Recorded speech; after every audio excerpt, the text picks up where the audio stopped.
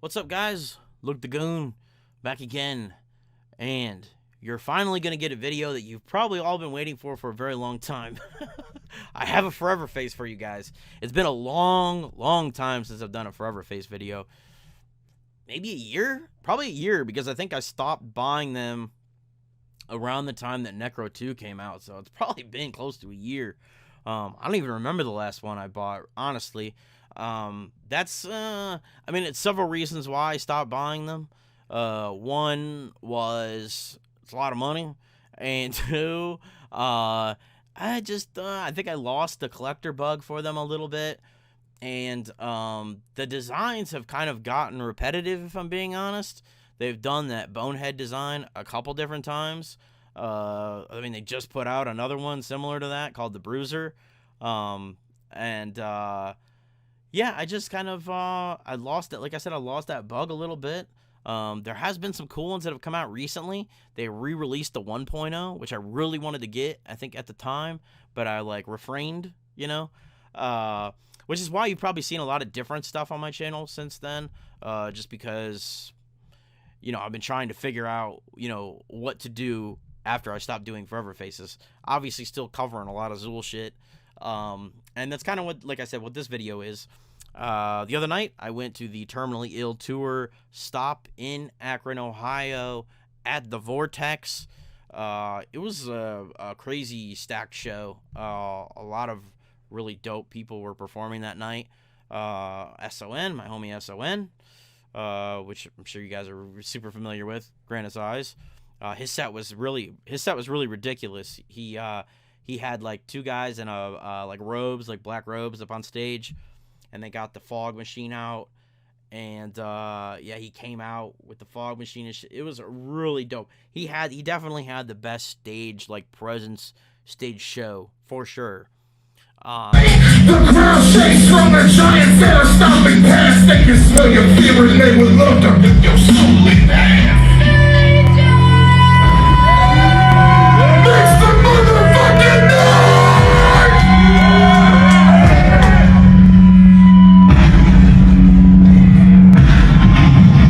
Welcome home, my friend. Stuck in this sacred space.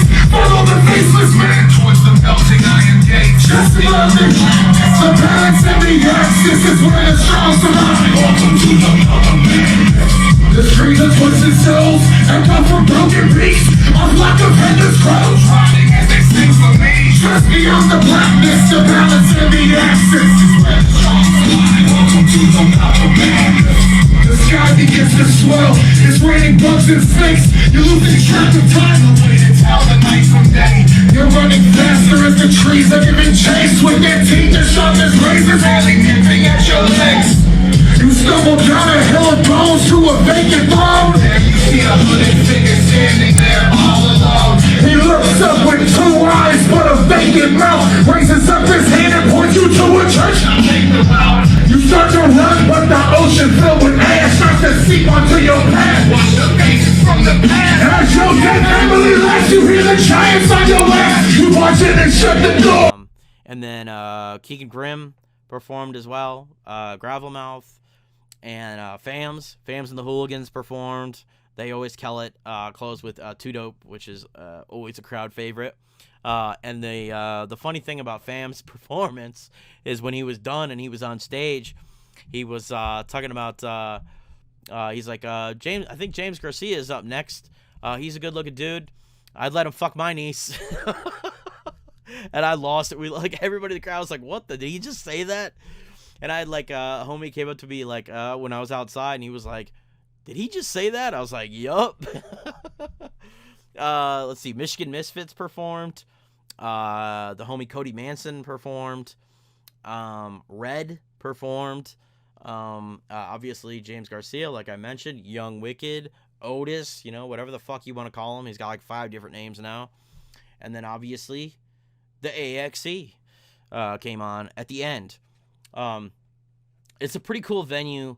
The only real criticism I think I have of that venue is that their stage and the stage and the backstage portions aren't connected. So they have this back room that's like a locker room kind of. There's lockers and shit in there. And they have to come out of that door, walk in front of the stage, and go to the other side of the stage, and then go on stage. It was a really weird setup. Like, I don't know why they didn't have a place for people to get on stage from where they come out at.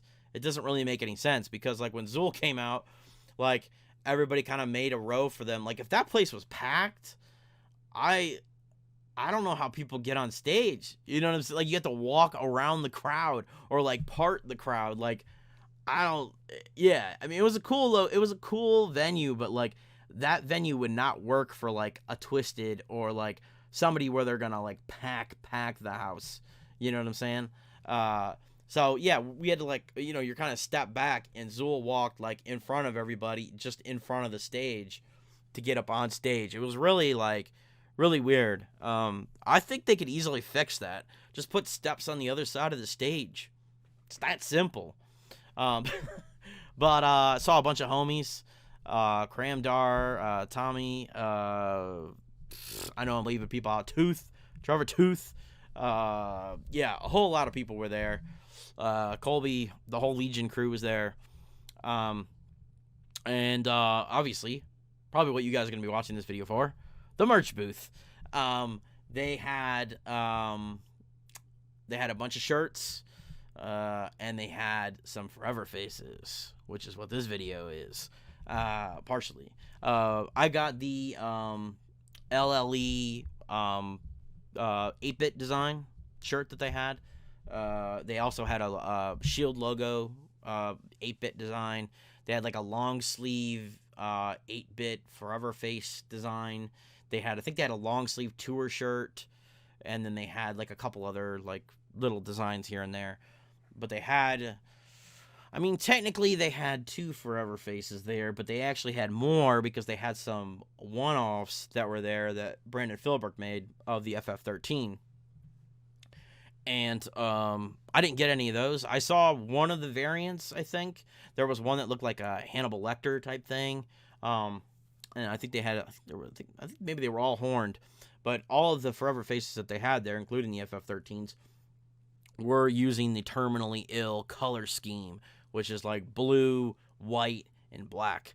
And that was the whole scheme behind all of them that they had there. Even the one-offs, except for one. I think one of them looked kind of like a skull kind of thing going on. It looked really cool.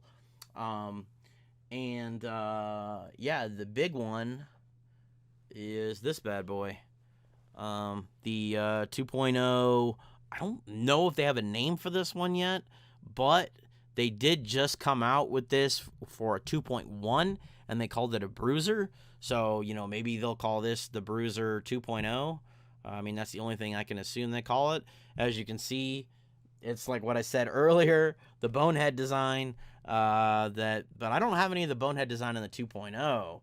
I've seen a couple of the one-offs, maybe that like Bill had, and I've seen some people get theirs customized like this. But this is like the first one that I think they've officially sold. I think. Don't quote me on that. But this one is, I believe, a new sculpt of the 2.0. Not 100% sure on that one either. Tom Martino, leave a comment. You know better than anybody else. Because the old 2.0 molds were demolished. Tom Martino destroyed them, and actually he sold pieces of it to people. So there are some people out there that have some pieces of the original 2.0 mold. But yeah, this one's actually really dope. And to be honest, like, if he re-sculpted these, he did a really damn good job, because I took one of mine and held it up, and it's practically identical. There's only maybe some little things, like I think maybe the ears are slightly different, and other than that, it's like a spot on. And the only other thing that I noticed, and it might just be the way that he cut this one, is that the neck looks a little bit different to me. And I don't know if maybe he did that because of the feedback on the 2.1, but the neck does look slightly like rounded. And like I said, it could just be that he cut this one different than the other ones, and I'm just kind of like nitpicking here. But I mean, it's not even a downside, it's just something I noticed. But yeah, this one came out really dope. Got the Audi things on there. And the other thing I wanted to mention about these is this, I believe, is the most limited 2.0 they have put out since the Axmus 2.0. Not counting Dwellers and FF13s. I think it is. Well, let me take that back a little bit. They did do a Christmas one that was, I think it was the Ginger Dead Man one that was 25, I think.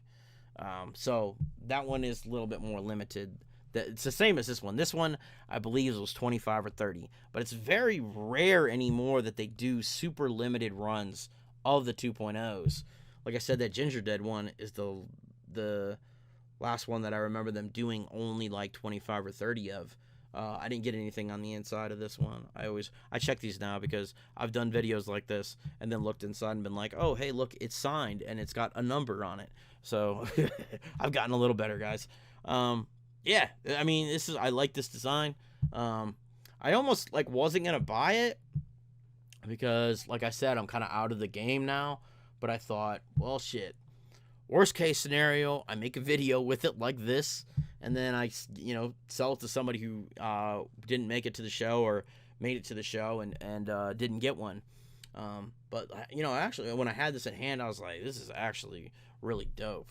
Like I said, I didn't have a 2.0 that had the bonehead design on it, because this one's really nice.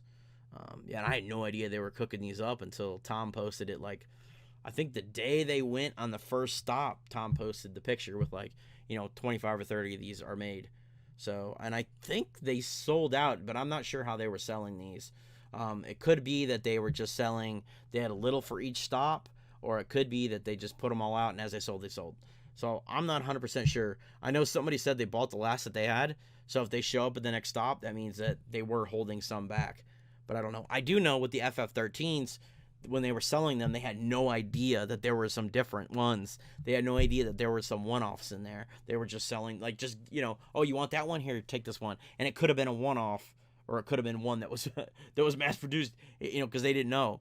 Which is actually kind of a cool way to do it. It's like if you bought them, pre-ordered them. You know what I mean? Like, you're just like, oh, here, you're lucky. You get this, one of one. But yeah, I really like this one. Super nice. The Terminally Ill tour was really dope. Like I said, especially at that stop, because it was really a stacked lineup. Whipstick was also there. Can't forget Whip. Whip was there. Kicking it with the boys and, chilling with all the people in the crowd and stuff. It was good to see him, because I'll also be at the Super Show this Saturday. When you're watching this, it's like, March 26th or something like that. So, yeah, whenever that is. Super Show is going to be dope. Terminally Ill tour was also dope. This design is really cool. Tom killed it, as always, man. Thank you guys for watching. Another very rare now Forever Face, not really unboxing, reveal, we'll call it. Anyway, like I said, thank you guys for watching. Once again, I've got some different series in the works right now. I'm kind of just doing what comes to me. I was going to do a channel update video, but then I've had 3 or 4 videos that I've decided that I wanted to film, and I'm like, well, I guess I don't need to do a channel update video. So, yeah. I'm still going strong, guys. Still zooling the fuck up. Camp Zool 2, I will be there as well, and I will be at the Gathering this year. So if you're going to both, if you're going to one or the other, say what the fuck is up, Luke the Goon, if you see me. Anyway, I said this before, I'll say it again. Thank you guys for watching, and I'll see you guys again real soon.